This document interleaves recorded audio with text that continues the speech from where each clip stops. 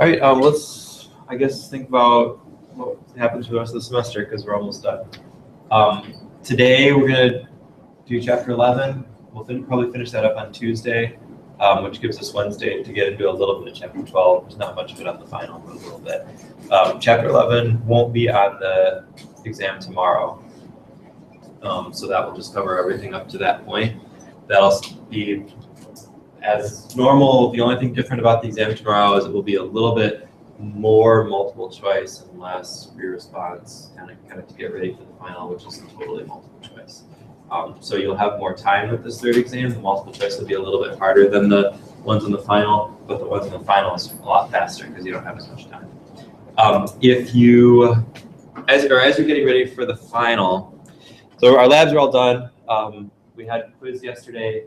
We'll have a quiz on chapter 11. I think we'll do that Thursday, the very last day of class, which is a lab day, but we don't have any more labs. So we'll do that then. We'll also do the checkout of lab and a little bit of final review. So that's next Thursday. We'll probably go over the this exam sometime next week too, or the third exam sometime next week too. If you want some more study materials for the final, there is a study guide that you can buy. It's what, $21. You buy it from this website. Just look up American Chemical Society General Chemistry Study Guide. You'll find it. It covers the entire full year sequence. So if you're only taking this semester, there's half of that book that you're not going to need. You know, I sell it to somebody else, but if you do plan on taking the next semester, it's probably a good reference to have. It has a lot of questions that are similar to what you'd see on the final. There's also a timed online practice exam now, but that is also a full year practice exam. So you'll see a bunch of problems that don't apply because we haven't covered them yet. So I think there will be a timed single semester exam coming up in the future, but it's not apparently ready yet. So anyway, that's some study material for the final if you want it. Oops. Okay, so let's talk about intermolecular forces. This is basically the last chapter of the semester. We'll do a little bit at chapter 12. There's just a couple of topics to kind of touch on, but this is mostly what we'll be focusing on for the rest of the semester. I will get the chapter 11 homework up, and that will probably be due the very last day of class, so next Thursday. Oh, also just a reminder, the final is not during class time. It is Thursday afternoon of finals week, whatever date that is, the 27th? No, the 17th. 17th. That's what I said. That would be yesterday. The 17th.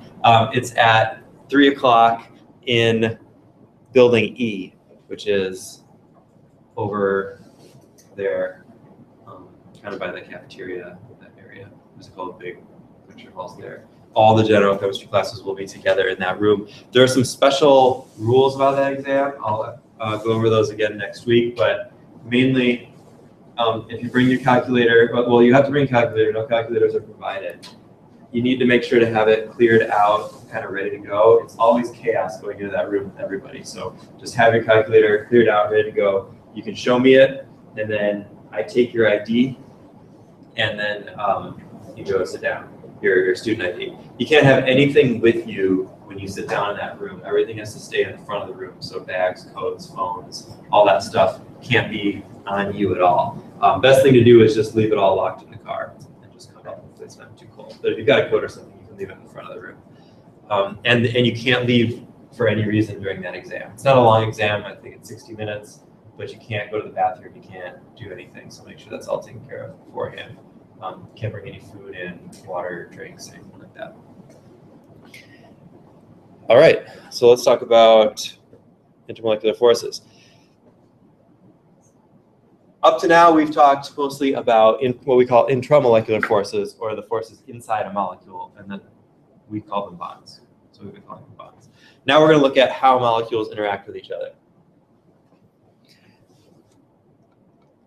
All right, and so those forces, this is kind of the definition here. Okay, and you should know this word.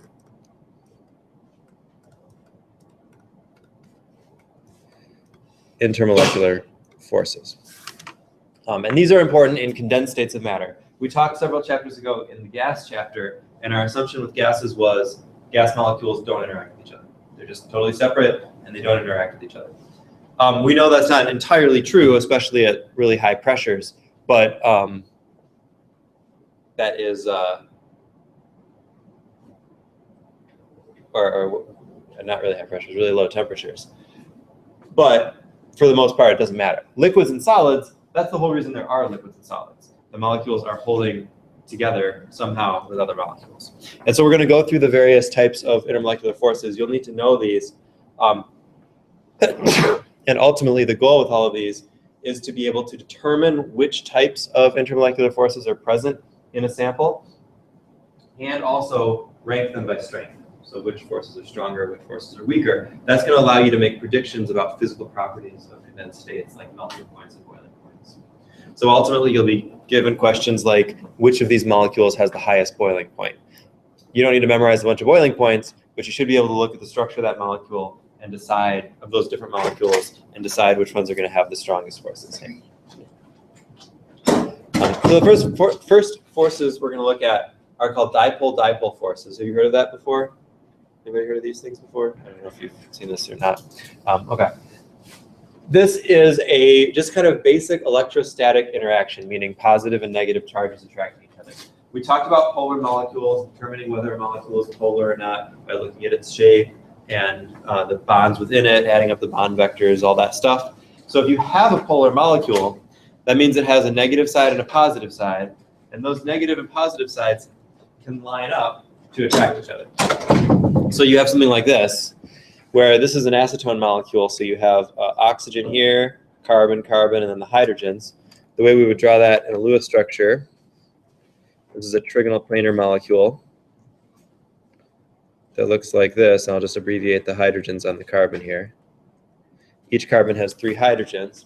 We know that's a polar molecule because that CO bond is a polar bond. There's a difference in electronegativity between carbon and oxygen. And so there's an overall kind of negative charge on this side and partial positive charge over on that side. If we look at the space-filling representations over on the right, you can see how 2 of those molecules kind of line up with each other, positive to negative. And this is another reason why our last chapter talking about molecular shapes was so important, that we need to know the shape to know how these things are going to interact, if they're polar or not. So polar molecules, this is how they hold each other together. And those are called dipole-dipole forces or dipole-dipole interactions. Notice all of these things we're going to talk about are way less strong than covalent or ionic bonds. So we're talking about forces that are much, much, much weaker, which we see in things like boiling. And here's a really common misconception that people say all the time on exams, and it's always wrong. When you boil something, what happens to the bonds inside the molecule?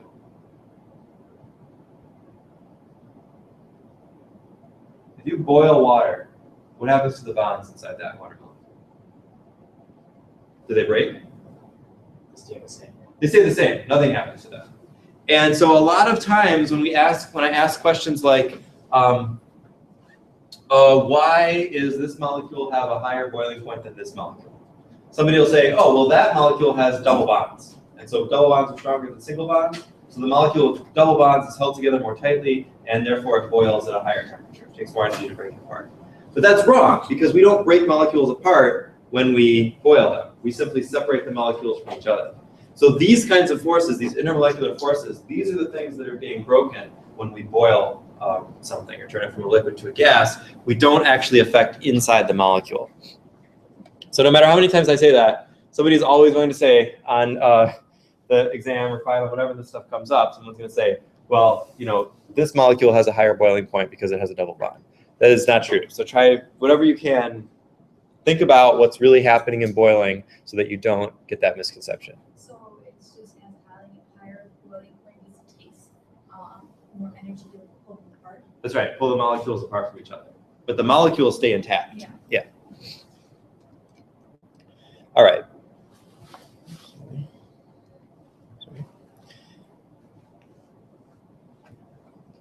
Now, this is another example of that dipole-dipole interaction, but it's a special one. In water and other molecules like it, you have that similar kind of interaction, but it's really strong.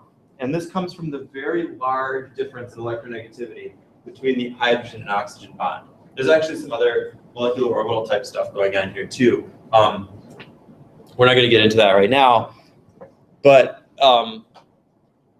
you see this kind of an interaction, and when this happens, those molecules are held together much more tightly than they would be if they were simply polar.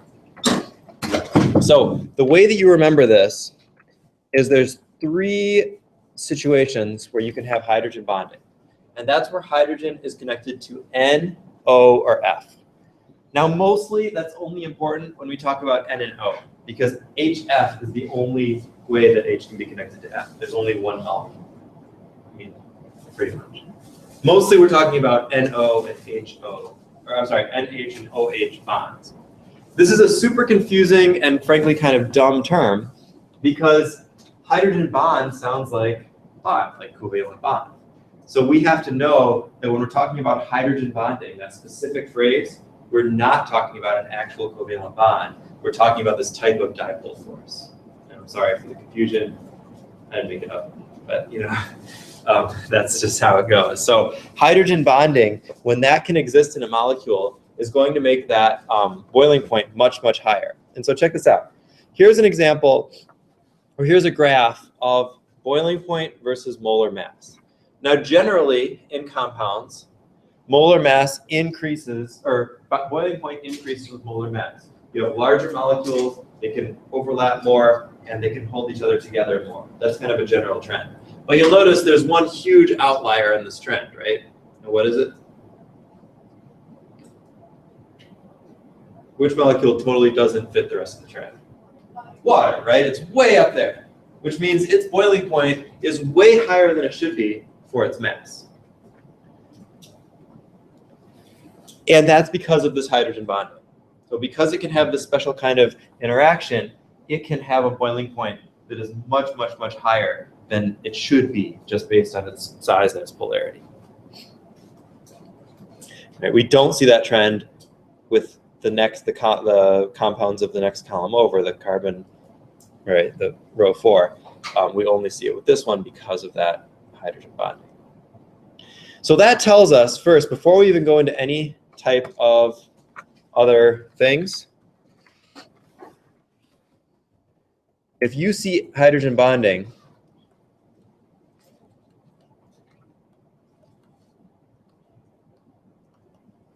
you can be pretty convinced that that molecule is going to have a higher boiling point. So what all these questions that I'm telling you that we're going to ultimately answer after this about like which of these molecules has a higher boiling point, if you can find hydrogen bonding in one of those molecules, you can say, all right, this one's probably going to have higher boiling point. The more OH and NH bonds, the higher the boiling point becomes. So, and by the way, which one's going to be stronger? And which one's going to lead to stronger hydrogen bonding, NH or OH? Which one do you think leads to higher forces in this way? If you were to guess.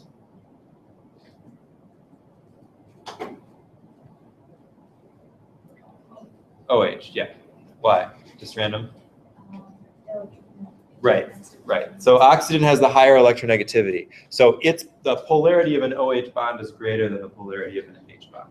And so those OH-based things are gonna change significantly. We can also look at some molecules like, kind of like a trend of molecules. And I should have looked up these boiling points, but I just thought about this, so I don't have them.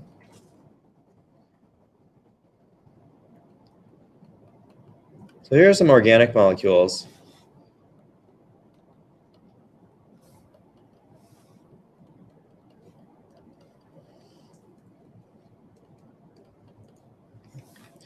This first one is methanol.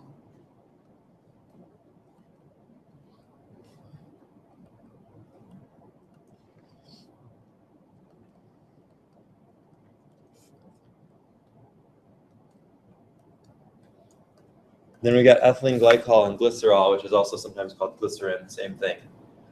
They don't differ by a whole lot, They differ by the OHs that are present then. So methanol has a relatively low boiling point. I think it's in the 60s. Let's look this up. Does anybody have a phone handy? Somebody look up boiling point for each of those while we're talking about it. Let me know when you've got it. But we'll look at the boiling points for each of these. And I think you could probably, if we were to predict the trend, what do you think of those three has the highest boiling point? Of those three molecules?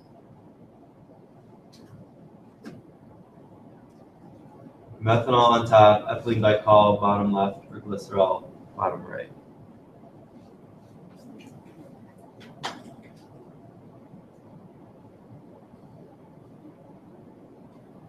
Glycerol.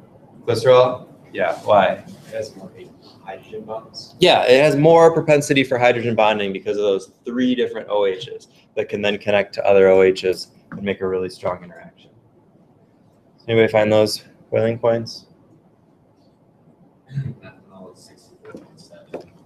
Glycerol is 200.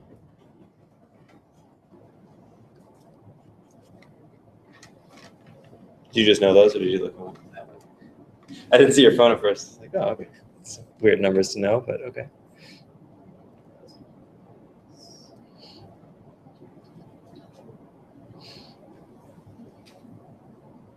Um, 197.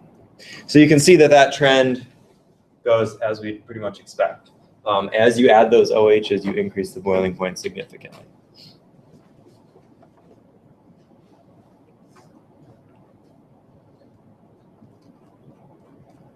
All right. Now, things that are not polar, non-polar molecules, also have intermolecular forces. If we think about non-polar things like hydrocarbons, molecules made up of carbon and hydrogen, the lighter ones, methane, ethane, propane, butane, those are all gases. But as we get heavier, things like hexane or heptane, they become liquids. Octane, that's gasoline, it's a liquid. And then when they get really big, they're solids, because things like waxes and oil and fats and stuff like that, those are also non-polar. So those things, when they get big enough, still can have relatively strong intermolecular forces. How do the molecules interact and like stick together if they don't have any kind of dipole, if there's no kind of electrical force holding them together? And the answer is in this figure here. So you could imagine taking some snapshots of, in this case, a helium molecule. You got the nucleus in the middle, the electrons are on the outside. Of course, uncertainty principle tells us if we know the position, we can't know how fast they're going, but we can know the position. So we can take some snapshots of that 1s orbital. And you could imagine the electrons kind of being wherever. They could be anywhere, any possibilities. In frame 1 and frame 2 that we're taking pictures of, there's not really a difference in polarity there. But in frame 3, all of a sudden there is. If both electrons happen to be over on the left side of the molecule, then just for that instant, that side of the molecule is going to be a little bit more negative than the other side of the molecule. Make sense? Because the electrons are over. And that just happens for an instant. But that's enough to actually start that happening in neighboring molecules. So as soon as those two electrons happen to bump over on one side here on this molecule, well, suddenly there's a positive side on this molecule, and so the molecule right next to it, its electrons are going to be attracted over there because positive and negative attract. And then that leaves some positive over here, and the next molecule over is going to move its electrons over to try to compensate for that same thing. So it kind of sets off this chain reaction where there is this slight dipole that happens just because of that chance. And that's called an induced dipole.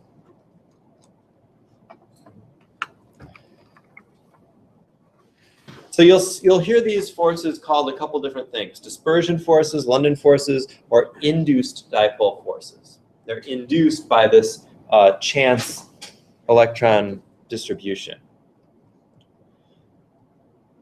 And it's a pretty small effect, as you'd expect. It's not like you have a whole polar molecule that has this kind of permanent partially negative side and permanent partially positive side.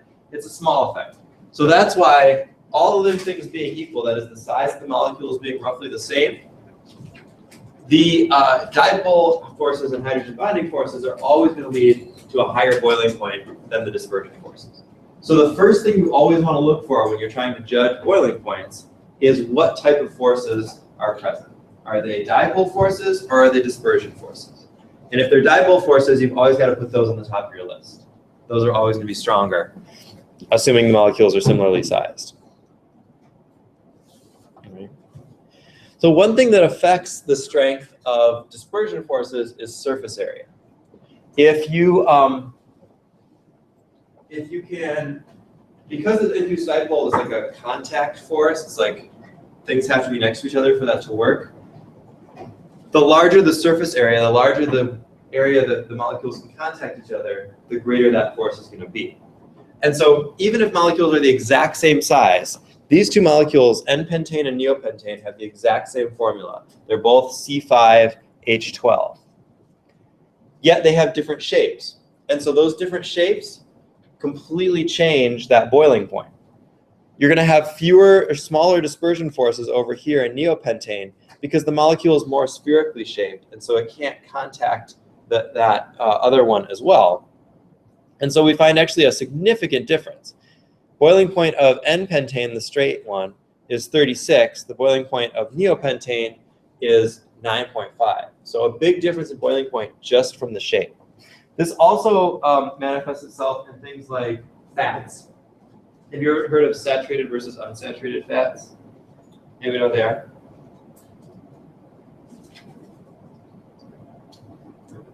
Yeah, anything about them? Can you give me an example of a saturated fat versus an unsaturated fat? Or a food that has one versus the other? Avocados have unsaturated fat. Avocados have unsaturated fat. And olive oil. And olive oil. Nuts. What is saturated fat? I think it's like processed foods. Yeah, butter is one. Animal fats, like the fat that's in beef and pork and that kind of stuff. Lard is another saturated fat. Shortening is a saturated fat. So saturated fats tend to be solids, and unsaturated fats tend to be liquids like olive oil. And that is an effect of this. They're about the same size of molecules, but saturated fats are long, straight chains. Unsaturated fats have double bonds in them, which make them. That's where the unsaturated comes from. And the double bond causes kind of a kink in the chain. So a saturated fat will be like long and straight. Olive oil fat will kind of look more like this. So it won't be able to overlap and contact as well. And that leads to the lower melting point in this case. And that's why saturated fats tend to be solid at room temperature. They can pack together more tightly. Unsaturated fats tend to be liquid at room temperature.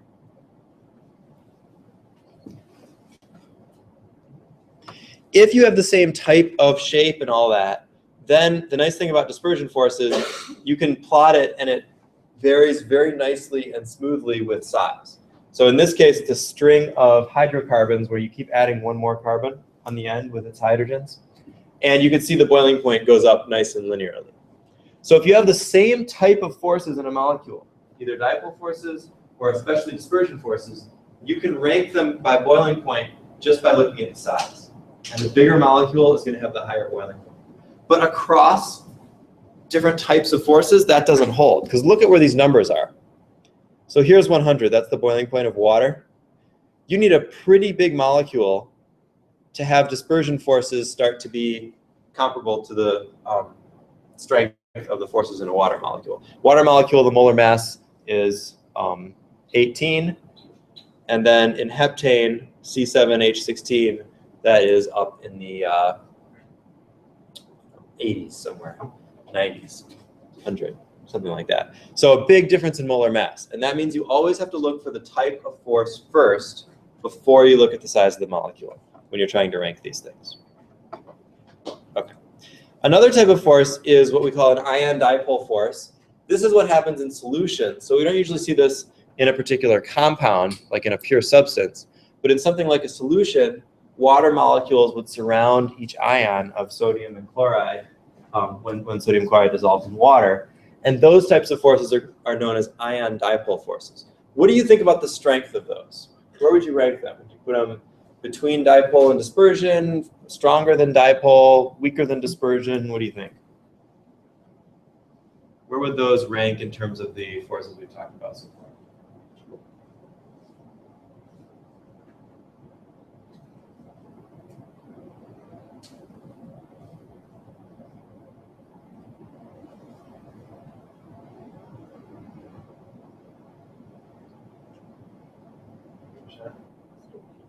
Weaker than what? Than all of them? Why? Okay. Anybody? Go check.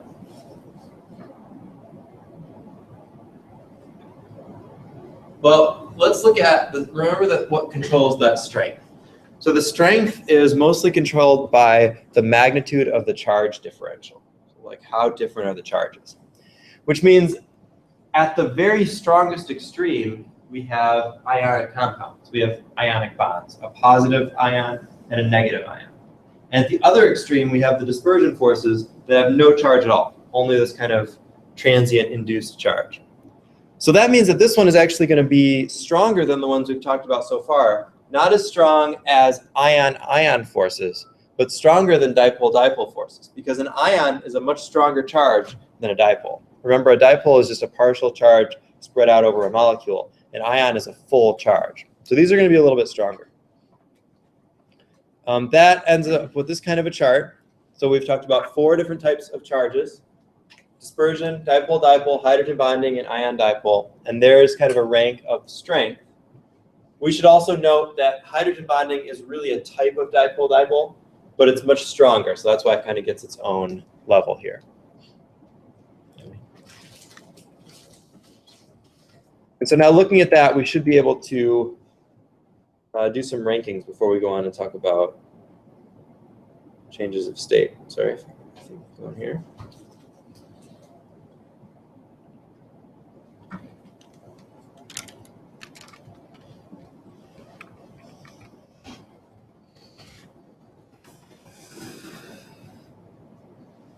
So one type of question that you might see would look like this.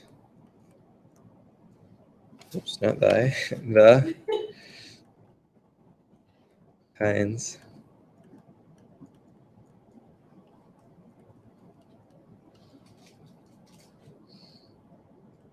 of intermolecular forces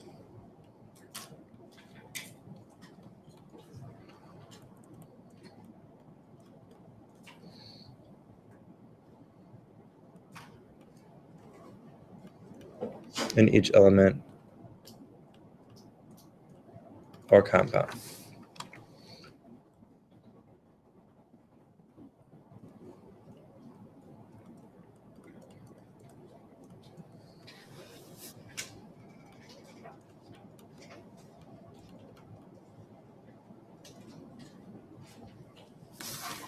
All right, so we have 4 compounds here, and we're going to list the types of forces present in each element.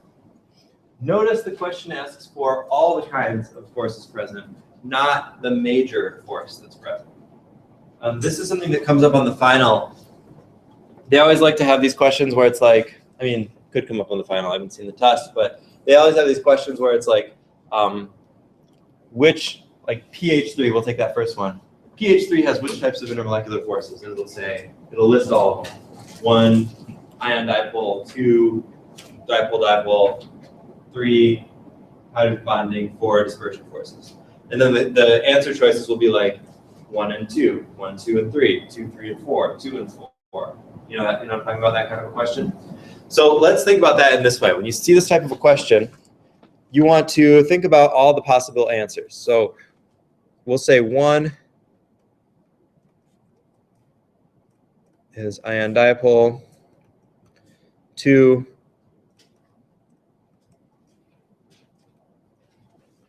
dipole-dipole, 3 hydrogen bonds, 4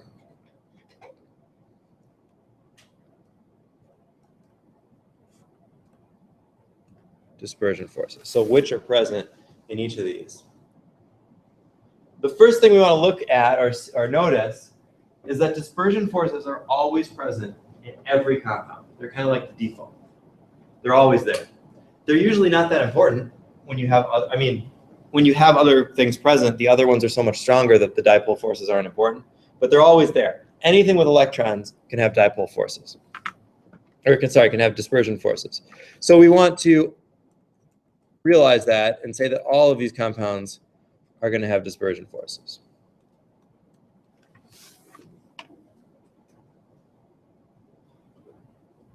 So let's jump around a little bit.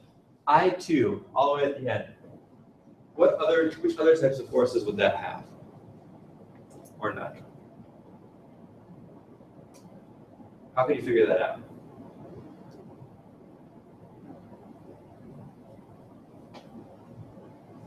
Could it have ion dipole forces? We're talking about a pure sample of I2. Probably not, because there's no ions there, right? There's no ions in I2. What about dipole forces? Is I2 polar?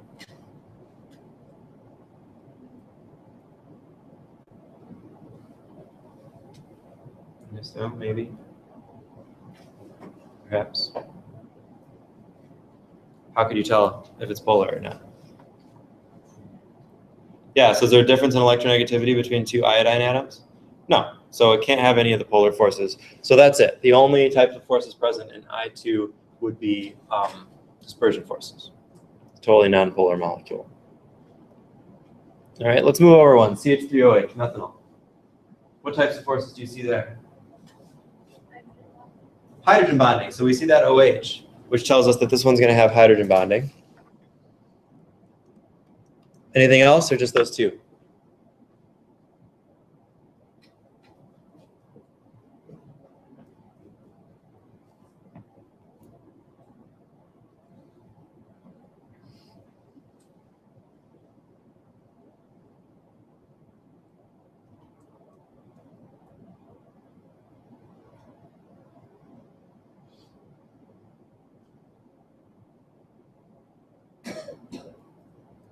Nobody feels strongly about that?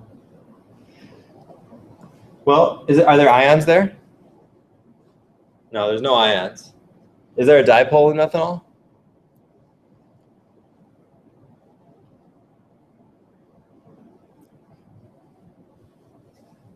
There is, and we might have to draw the structure to find that. But usually, molecules that have hydrogen bonding will also have dipole-dipole forces. In this case, it's the carbon-oxygen bond that's also polar besides the OH. So that does lead to some polarity in this molecule. So in this type of a question where it's saying what are all the kinds of intermolecular forces present, we should really list those. Now, yeah. The methanol structure is tetrahedral, which means it goes like this.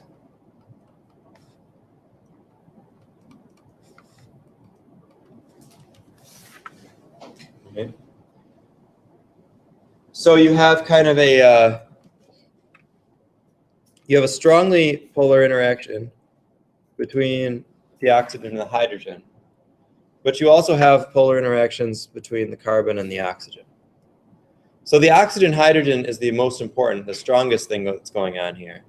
But in general, you might say there's kind of a negative side up by the oxygen and a positive side down by the methane. If we drew this in more of like a space-filling representation, so you'd have your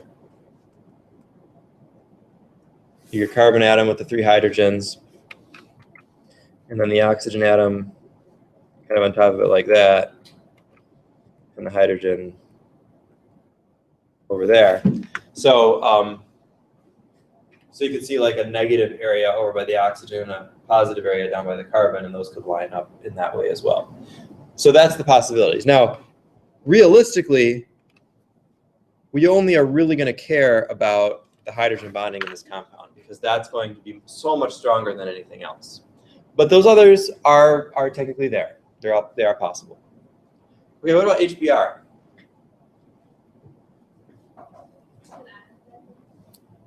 In this case, it isn't. HBr is not an ionic compound. It does dissolve. It does form ions in solution.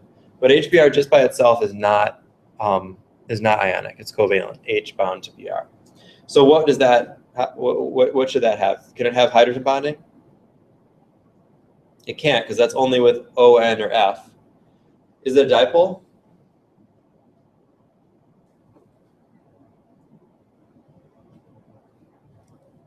It's a little hard to say without looking up the electronegativities, but it is. It is slightly dipolar. So there is a bit of a dipole between H and Br, so we would call that dipole interactions. Weak dipole interactions, but dipole interactions nonetheless. And what about pH3? Again, we probably have to look that up. But in this case, there are no other types of forces because there is not a significant difference in electronegativity between phosphorus and hydrogen. More than 0.5. I think this comes out to, or more than 0.4. I think this comes out to point. They might actually be the same. We can look it up, but it's a very, very small difference. On the exam, you're not given a table of electronegativity, but you'd also not be expected to know those. That kind of, it'd be a more obvious question. All right, so the other type of question here is ranking boiling points.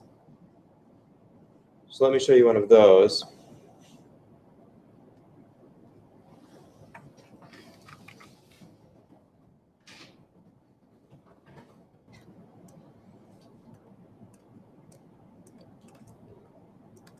Rank in order of boiling point, and we'll say low to high. I actually want you to do this one.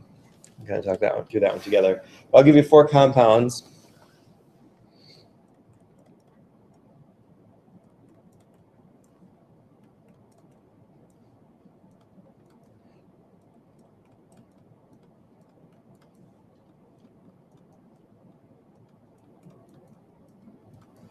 Okay, these are organic compounds, so they're drawn a little bit differently, where they're kind of shown your shape, you're kind of given the shape like we saw in the last chapter. So you want to rank those in order of boiling point, low to high. All right, so see if you can do that. And then come up with a reason for that ranking. What is actually causing that difference in boiling?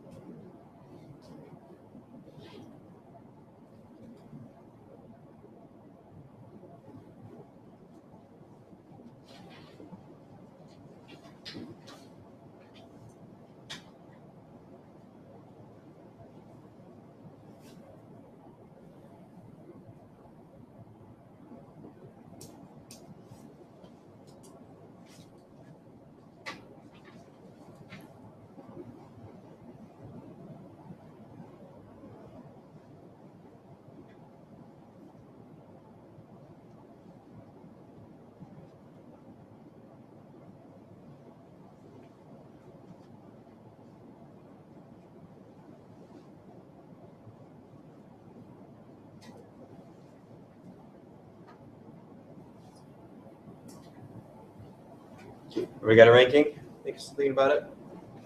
No, I meant think about it.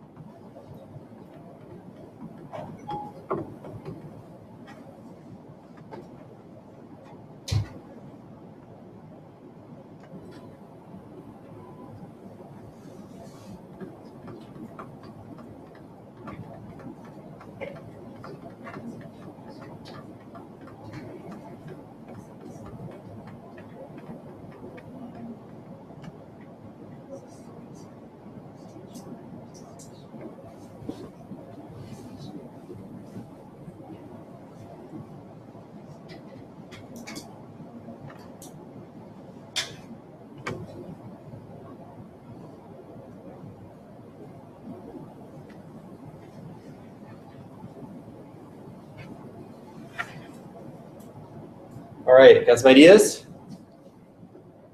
as with any ranking question, it's usually easiest to look at the highest or lowest.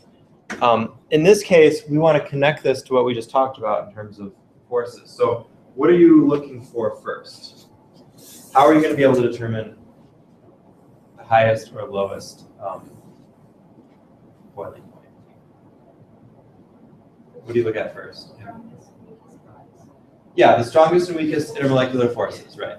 So the strongest being, well, in this case, there's no ions, so the strongest we're going to see is hydrogen bonding, right? Do any of these have hydrogen bonding present? The third one, yeah, that's ethanol. So assuming there's nothing else that's too much bigger, well, so first let's list those forces because that will help us. So this one has hydrogen bonding as its major, most important force. What does the one on the right have, the far right? What type of forces would that have? Yeah, that would have dipole forces because of the chloride. The CCl bond is slightly polar. Just slightly.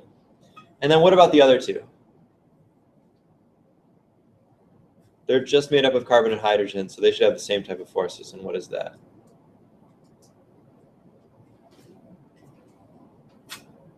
Is there polarity between carbon and hydrogen? No, there's not. They have the same electronegativity, so they're not polar. Well, close to the same. So these are non-polar, which means these are all dispersion forces.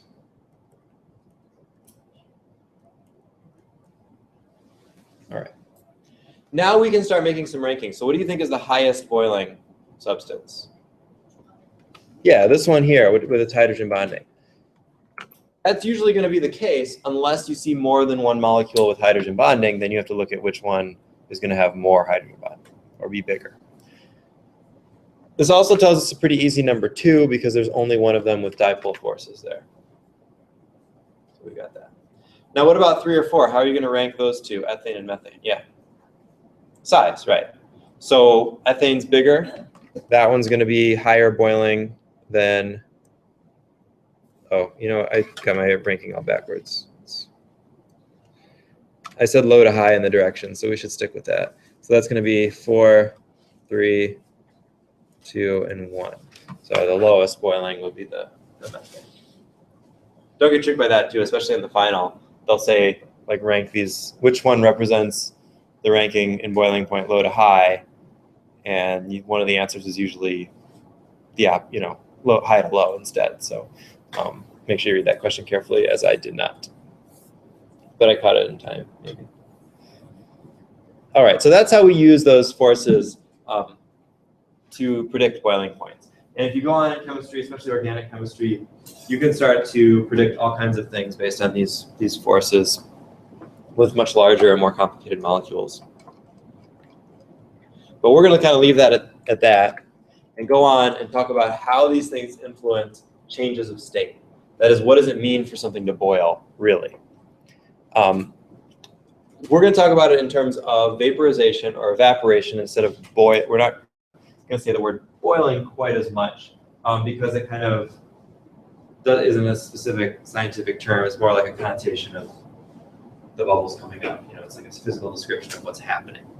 Vaporization is the turning something into a gas. And that vaporization, as we know, is endothermic. We have to put energy in to break those intermolecular forces and cause the molecules to become free as a gas. Okay. This gives us something that we call vapor pressure, and we may not have thought about this. Have you heard about vapor pressure before? Thought about vapor pressure before? I don't know, maybe. Any liquid or solid always has some kind of vapor above it. In other words, we don't have just liquid and then we boil it and we have gas. A liquid exists in a state with some molecules actually having enough energy to break free. Remember we talked about the kinetic molecular theory? We talked about a distribution of molecular speeds, distribution of kinetic energy. There would always be some molecules with like the middle energy, but then some with really low energy and some with really high energy. It's the same thing in liquids. If the energy is high enough, those molecules can break free of the intermolecular forces and become a gas. And some molecules will always have that energy. So if you look at something like water, here's a distribution of how many molecules have a particular energy. So higher energy to the right, lower energy to the left.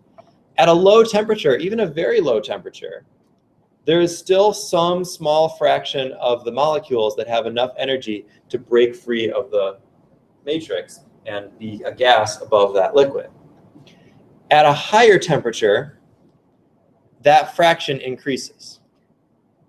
So suddenly more, well, not suddenly, but more molecules will have that minimum kinetic energy needed, and they can escape. The vapor pressure, the reason it's called a pressure, is the pressure that that water exerts on, that vapor exerts on the liquid.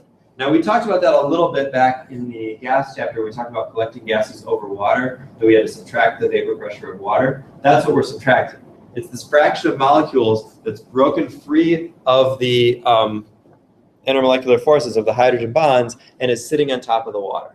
And the pressure that that exerts is called the vapor pressure. So a substance with a high vapor pressure means it has a lot of gas, a lot of vapor above the liquid. And substance with a low vapor pressure has not so much vapor above that. And solids have this too, by the way. Iodine is a solid, like little crystals, but it actually has a vapor pressure because it sublimes. So if you see like a jar of iodine, the crystals don't just sit at the bottom, they end up condensing all around the, or depositing all around the vial or the jar because of the vapor that exists above that. Mercury is the same way. That's why it's dangerous to play with mercury. Even if you wear gloves, you know, like mercury, like the kind of silvery liquid, and parents or grandparents might have told you about how they used to like play with it in school and like have it rolling around their desk, and now no one's allowed to do that anymore because they want to ruin all your fun. But actually, it's because of we don't want people to have mercury poisoning. Because even if you're wearing gloves and if you're careful with the mercury, mercury has a vapor pressure. So some fraction of mercury atoms is in the vapor phase. And if you're just playing with it on your desk, you're inhaling poisonous mercury vapor. So if you do use mercury, it really has to be done in a fume hood to be safe.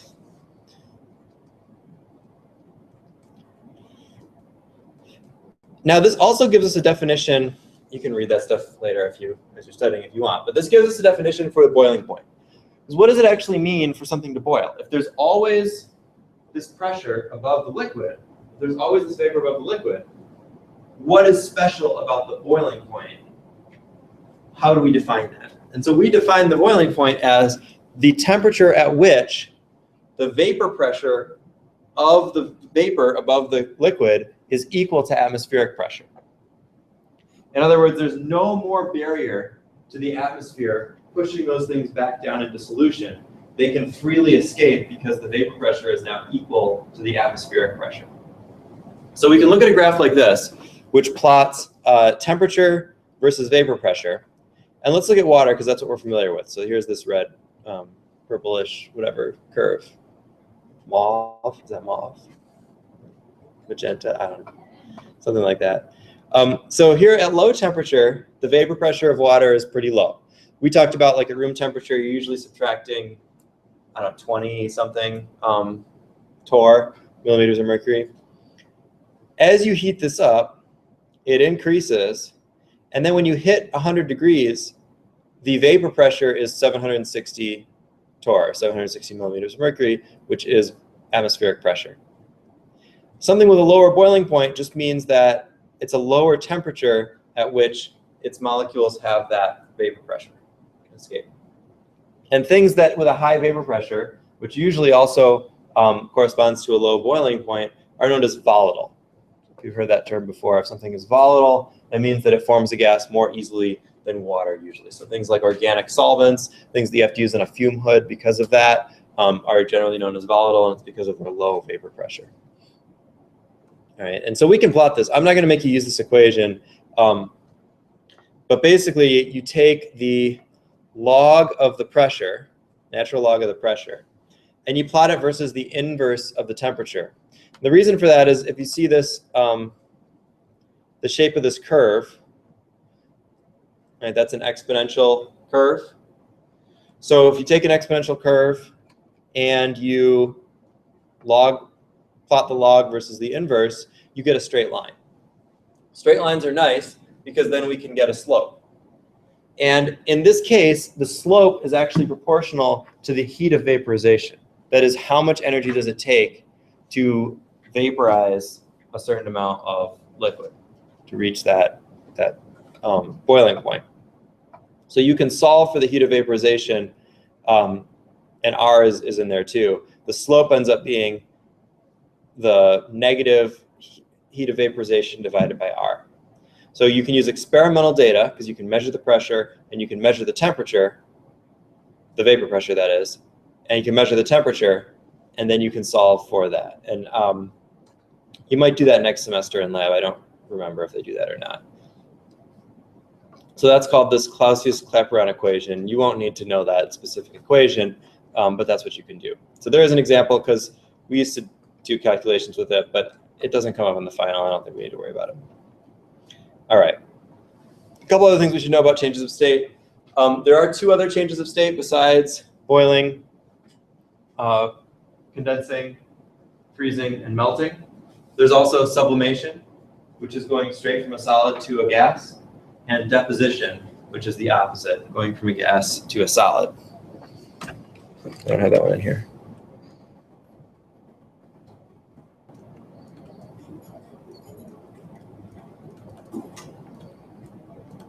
So you can think about like dry ice, for instance, as the classic example. Solid CO2 becomes gaseous CO2 without becoming liquid CO2. And we'll see in a little bit why that is. To look at these phase changes, it can be helpful to do that through what we call a heating curve. Can't make that quite big enough. This is from your book. This is a nice picture of it. A heating curve for water. I know it's kind of small, but you can see along the x-axis we have the heat that goes in, and on the y-axis we have the temperature. Heat, so temperature versus heat, meaning what this is showing is how does adding heat affect the temperature.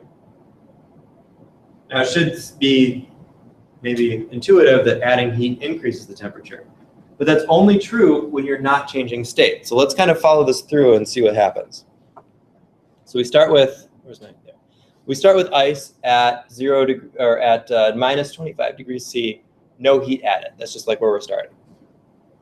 As we add heat, we raise the temperature of the ice. So it takes however much, it takes 0.941 kilojoules per mole.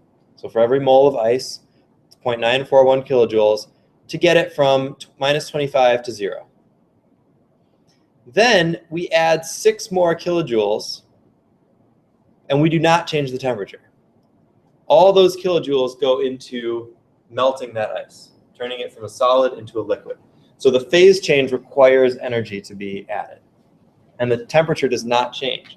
This also means that you can have ice at 0 degrees and you can have water at 0 degrees. They both exist at 0 degrees.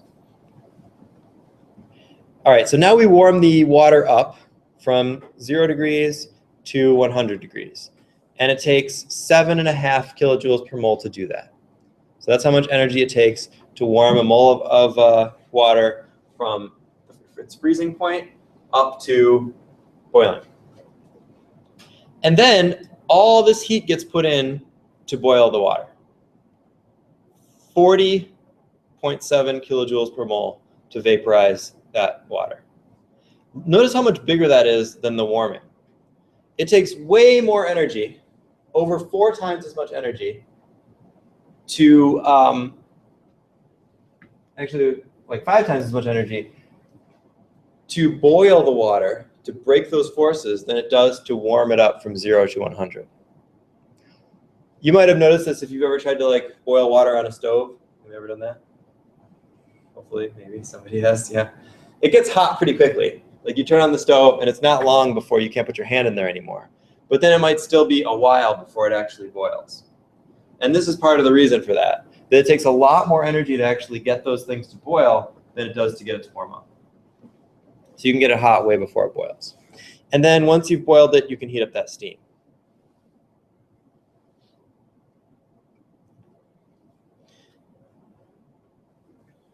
So here are some different plots of heat of fusion, which is the energy it takes to melt, and the heat of vaporization, which is what it takes to boil or vaporize. You'll notice the vaporization kind of follows what we would expect, that the intermolecular forces, which is water and rubbing alcohol, have hydrogen bonding, so they have pretty high heats of vaporization, the red, the bigger bars. And the acetone and diethyl ether, which have dipole forces, are lower. But notice also the heat of fusion, the melting, that doesn't really follow that trend. So water, rubbing alcohol, acetone, diethyl ether kind of have a different sort of trend. And that's because we haven't really talked about this, and we're not probably going to get into it much this semester at all. But things in the solid state have a different way of, we have different ways of describing them than just the intermolecular forces. There are other important factors to how solids behave than just what type of forces are they. So that's why we can't always make good predictions of things like melting points just based on structure and intermolecular forces. We need a little bit more information. All right. So that brings us to the last part of this chapter, which is the phase diagram. So you can look at a phase diagram. So you're in the wrong room. You can look at a phase diagram and kind of see what happens. Have you seen these kinds of things before? Probably in previous chemistry classes. You have the different phases of a compound, and then you can look at what happens as you change temperature at a given pressure or change pressure at a given temperature. So it's almost like a little map. We could say, all right, what happens to water if we go from 0 to 100 degrees at atmospheric pressure? Well, we know what happens to water. It ultimately boils, so it travels through here. But if we were at a lower pressure down here, this is actually not to scale. The phase diagram for water really looks kind of crazy because you have to be at a really low pressure. But if you're at low enough pressure, water does not go through the liquid phase, but it sublimes. So it actually goes straight from solid to gas. Similarly, if you're at really, really high pressure, you actually don't form a gas. Once you get beyond what's called the critical point, you form something called a supercritical fluid, which is a different phase altogether. It kind of has some properties of liquid and some properties of gas. And then the point at which all those curves meet is called the triple point. So we can look at kind of how things would change based on what we do. So let's say we start off with a temperature of -20. As it reaches 0, the ice will melt because the pressure is 1 atm, and then it would change to vapor. If the pressure is 2, now once we get to -10, the solid changes directly into a gas. And we'd need a 2-scale diagram to actually do this, right? Because we'd need to know what the exact pressure is. If we get exactly to that 4.58 torr, then we can get to the triple point. At the triple point, all 3 phases coexist simultaneously. So if you are at 4.58 torr and 0.01 degrees C, you have gas, liquid, and solid phases of water all present simultaneously at that particular point. And that's known as the triple point. And do we have the picture? I'll have to get it from the book. Here's a phase diagram for CO2. You'll notice, again, it's not to scale, but it has similar behavior or similar shape. The difference is that at atmospheric pressure, we're down here in the sublimation curve instead of being up here where we would be for water. So you have to get pretty high pressure before you can access the liquid phase of CO2. Supercritical CO2 is actually an important solvent. So if you're up at that 72.9 atmospheres, 31 C, above that you make supercritical CO2. Supercritical CO2, it sounds like weird and crazy because it has this word supercritical, which makes it sound, I don't know, like something in a movie, like a superheroes thing. But all it is it's really just a different way to access some of the properties of both things. Supercritical CO2 has different behavior than a gas or liquid, and one of the things it's used for is extraction, taking things out of other chemicals. Probably one of its largest uses is decaffeination. if you ever have like decaf coffee or tea, those are often, there's several processes that are used now, but one of the common processes is supercritical CO2. What you do is you take the coffee or the tea, you process it a little bit first with water and kind of soak it in water, and then you put it in a supercritical CO2 bath. It's in a machine because it has to be high pressure, but it's mostly just like kind of soaking it in there. And supercritical CO2 happens to extract caffeine very, very well. Caffeine dissolves in CO2, in supercritical CO2, but not a lot of the flavor stuff dissolves in supercritical CO2. So it takes the caffeine out, leaves the other stuff behind.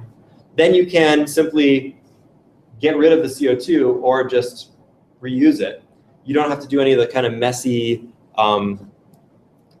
possibly dangerous steps that you need in other solvents. Like you don't need to get rid of anything hazardous because it's just CO2. You can easily purify it because you just release the pressure and suddenly it becomes gas, and then you have gas and you can collect it whenever you reuse it. All the solid caffeine is left behind, so it can be reused. So it's a nice system for that, and that's often used. There are other uses for supercritical CO2. If you ever see fancy pictures of cells in like microscopes, like transmission electron microscopes, or tissue, like the really, really super detailed pictures of it, those are usually dried in supercritical CO2. Because the supercritical CO2 will take the water out, and because of the interesting, unusual properties of a supercritical fluid, it won't damage the actual tissue, the actual structures. It just kind of goes in, takes the stuff out, leaves everything else alone. So supercritical fluids can be used for those kinds of applications as well. All right, so that's pretty much it. What you should be able to do from this chapter, and you'll see in the homework, you should be able to determine intermolecular forces, which ones are present, which ones are significant. Part of that goes back to chapter 10, because you have to determine whether a molecule is polar or not by knowing its shape, electronegativities, and all that. And then you should be able to rank boiling points based on those. You should know how to deal with phase diagrams and know some things about vapor pressure and definition of boiling and all of that. You won't need to use that specific equation to calculate the enthalpies of vaporization. So questions about this? Things you want to go over again? All right. So we'll do a quiz on this next Thursday. And I'll have the homework up probably sometime this afternoon.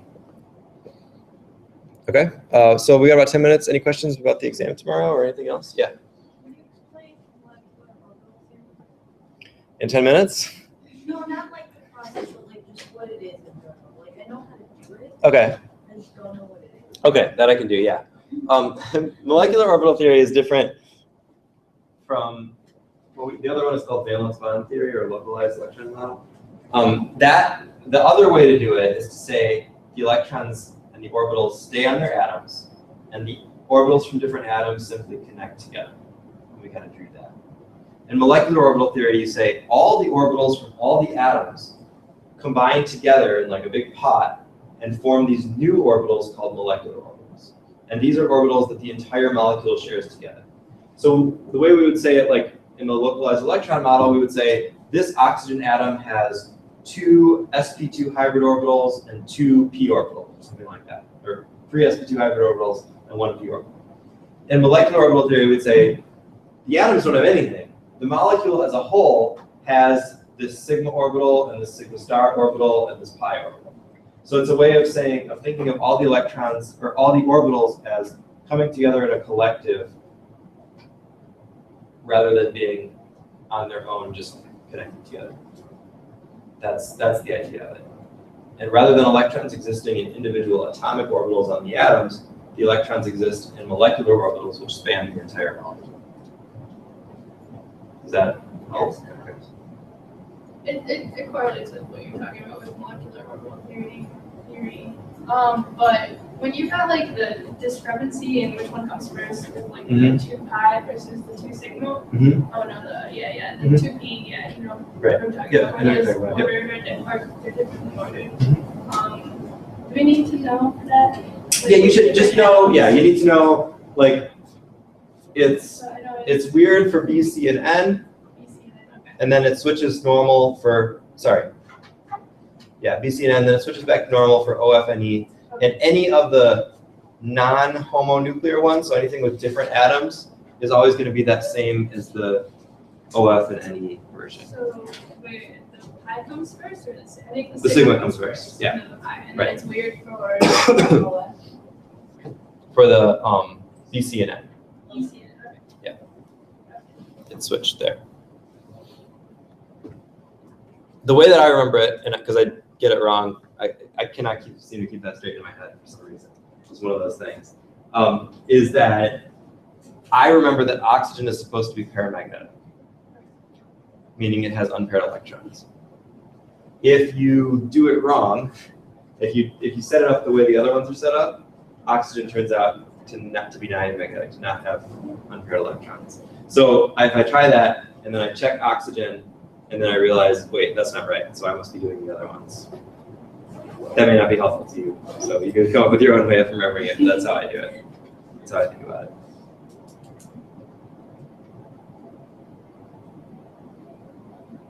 Anything else?